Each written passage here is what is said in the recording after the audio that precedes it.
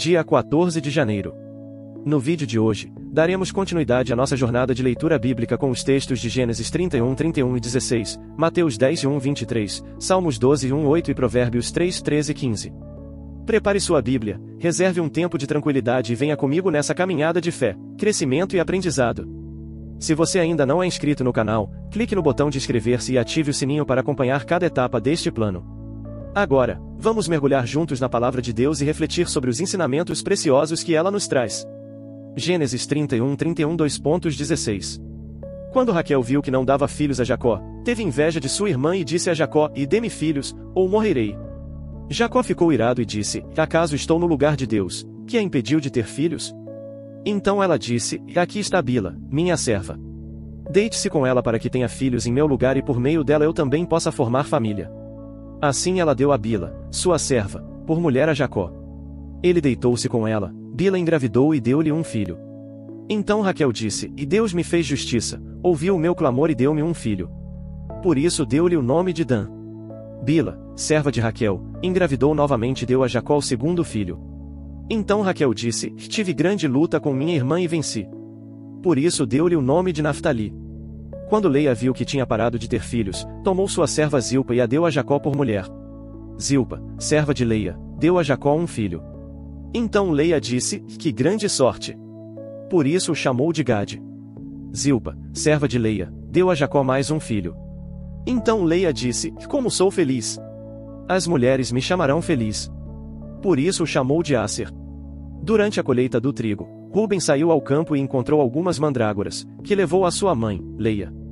Então Raquel disse a Leia: "Por favor, dê-me algumas das mandrágoras do seu filho."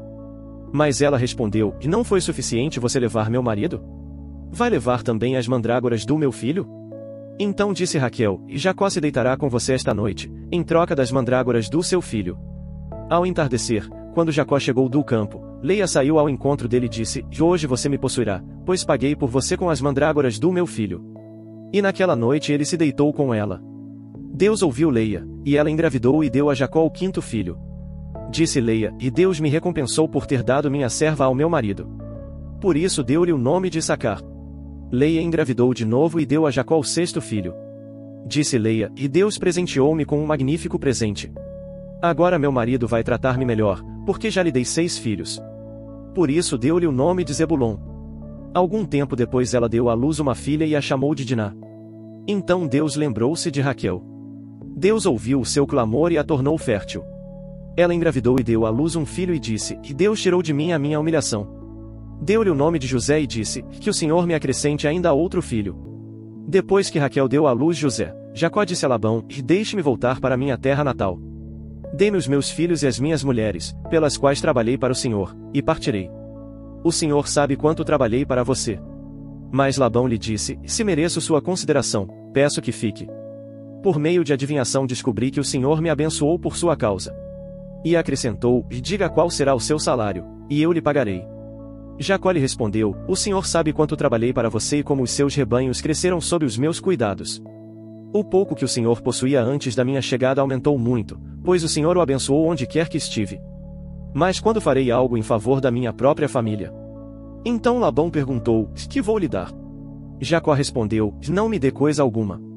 Voltarei a cuidar dos seus rebanhos se o Senhor concordar com o seguinte: passarei hoje por todos os seus rebanhos e tirarei do meio deles todas as ovelhas salpicadas ou malhadas, todos os cordeiros pretos e todas as cabras malhadas ou salpicadas. Estes serão o meu salário. E a minha honestidade dará testemunho de mim no futuro, sempre que vier verificar o que foi o meu salário. Se estiver em meu poder alguma cabra que não seja salpicada ou malhada ou algum cordeiro que não seja preto, poderá considerá-lo roubado." Concordou Labão e disse: "Seja como você disse." Naquele mesmo dia Labão separou todos os bodes que tinham listras ou manchas brancas e todas as cabras malhadas ou salpicadas, todas as que tinham algum branco e todos os cordeiros pretos e os colocou aos cuidados de seus filhos. E Labão deixou uma distância de 3 dias de jornada entre si e Jacó, enquanto Jacó pastoreava o restante dos rebanhos de Labão. Então Jacó pegou galhos verdes de álamo, amendoeira e plátano, descascou tiras de casca, formando listras brancas nos galhos. Depois colocou os galhos descascados em todos os bebedouros de água, para onde os rebanhos vinham beber, e eles cruzavam quando vinham beber. Os rebanhos cruzavam diante dos galhos e nasciam filhotes listrados, salpicados ou malhados. Jacó separava os filhotes, mas fazia os rebanhos se voltarem para os animais listrados e pretos que pertenciam a Labão. Assim, ele formava seus próprios rebanhos e os mantinha separados dos de Labão. Sempre que os animais mais fortes estavam no cio, Jacó colocava os galhos nos bebedouros, à vista dos rebanhos, para que cruzassem perto dos galhos. Mas se os animais eram fracos, ele não os colocava ali. Assim, os fracos eram de Labão, e os fortes de Jacó. Jacó tornou-se extremamente rico. Possuía grandes rebanhos, servos e servas, camelôs e jumentos. Jacó ouviu falar que os filhos de Labão estavam dizendo: Jacó tomou tudo que o nosso pai possuía e juntou toda a sua riqueza do que era do nosso pai. E Jacó percebeu que a atitude de Labão para com ele já não era a mesma.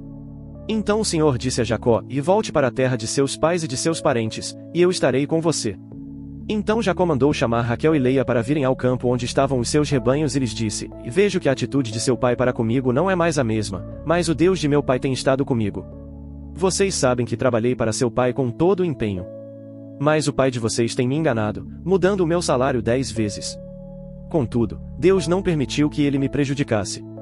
Se ele dizia: as crias salpicadas serão o seu salário, todos os rebanhos davam crias salpicadas. E se ele dizia: as crias listradas serão o seu salário, todos os rebanhos davam crias listradas. Assim, Deus tirou os rebanhos do pai de vocês e deu a mim. Na época em que os rebanhos estavam no cio, tive um sonho em que vi os bodes que cruzavam com os rebanhos, eram listrados, salpicados ou malhados. E o anjo de Deus me disse no sonho: Jacó. Eu respondi: eis-me aqui. Então ele disse: observe. Veja que todos os bodes que cruzam com os rebanhos são listrados, salpicados ou malhados, porque tenho visto tudo o que Labão lhe fez. Eu sou o Deus de Betel, onde você ungiu uma coluna e me fez um voto. Agora, saia desta terra e imediatamente volte para a terra onde você nasceu.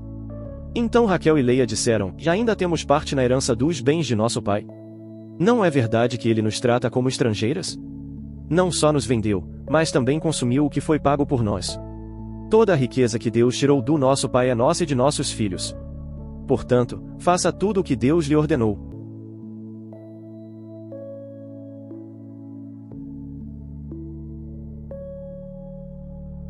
Mateus 10:1, 23. Jesus chamou seus 12 discípulos e deu-lhes autoridade para expulsar espíritos impuros e curar todas as doenças e enfermidades.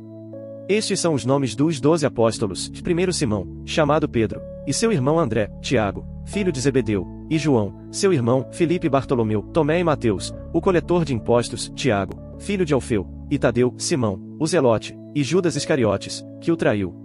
Jesus enviou os 12 com as seguintes instruções: Não vão aos gentios nem entrem em cidade alguma dos samaritanos. Antes, dirijam-se às ovelhas perdidas de Israel.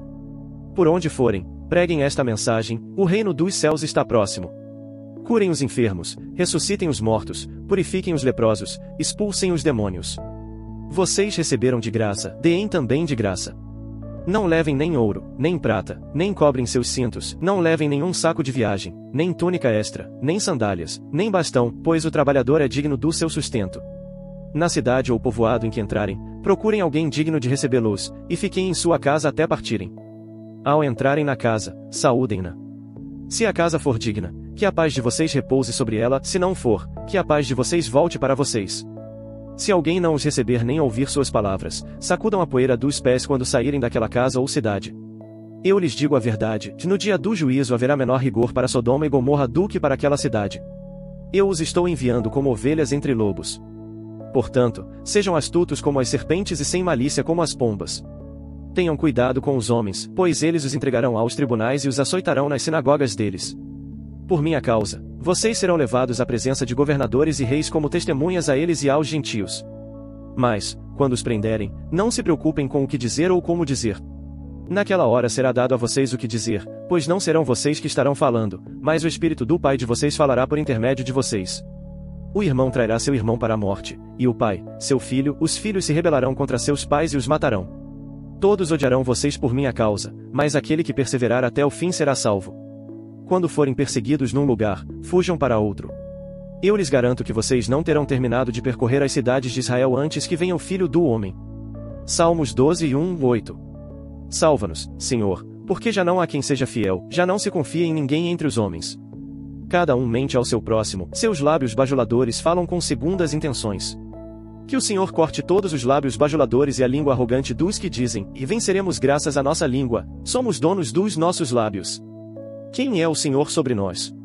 Por causa da opressão do necessitado e do gemido do pobre, agora me levantarei, diz o Senhor. Eu lhes darei a segurança que tanto anseiam. As palavras do Senhor são puras, são como prata purificada num forno, 7 vezes refinada. Senhor, tu nos guardarás seguros e dessa gente nos protegerás para sempre. Os ímpios andam altivos por toda parte, quando o que é desprezível entre os homens é exaltado. Provérbios 3, 13, 15.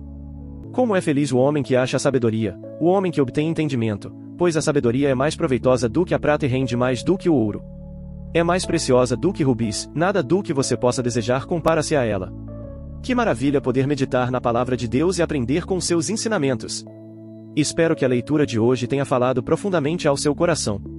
Continue firme nessa caminhada de fé, confiando sempre no cuidado e na direção de Deus para a sua vida. Não se esqueça de se inscrever no canal, deixar seu like e compartilhar esse vídeo com outras pessoas. Nos vemos no próximo encontro. Que Deus te abençoe.